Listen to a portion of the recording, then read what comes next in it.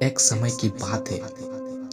भगवान गौतम बुद्ध एक गांव में धर्म सभा को संबोधित कर रहे थे। लोग अपनी विभिन्न परेशानियों को लेकर उनके पास जाते और उसका हल लेकर खुशी खुशी वहां से लौटते। उसी गांव के सड़क किनारे एक गरीब व्यक्ति बैठा रहता तथा अपने उद्देश्य आने जाने वाले लोगों को बड़े ध्यान से देखता।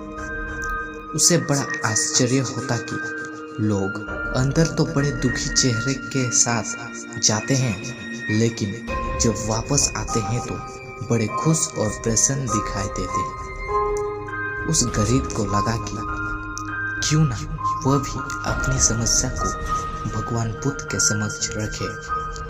मन में भी यह विचार लिए वह भी महात्मा बुद्ध के पास पहुंचा।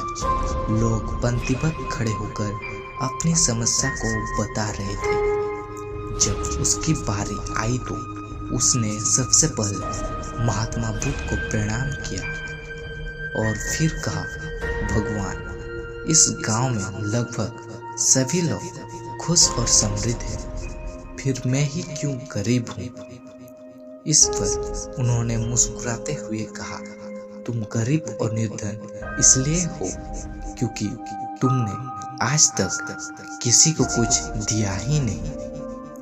इस पर वह गरीब व्यक्ति बड़ा आश्चर्यचकित हुआ और बोला, भगवान, मेरे पास भला दूसरों को देने के लिए क्या होगा। मेरा तो स्वयं का गुजारा बहुत मुश्किल से ही हो पाता है। लोगों से भीख मांग कर अपना पेट भरता हूँ। भगवान बुद्ध कुछ देर शांत रहे, फिर बोले, तुम बड़े अज्ञानी हो।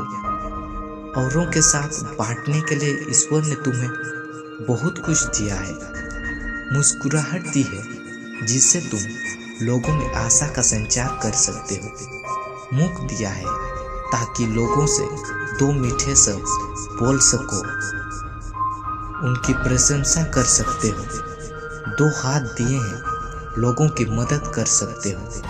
ईश्वर ने जिसको ये तीन चीजें दी है वह कभी गरीब और निर्धन हो ही नहीं सकता। निर्धनता का विचार आदमी के मन में होता है, यह तो एक भ्रम है, इसे निकाल दो।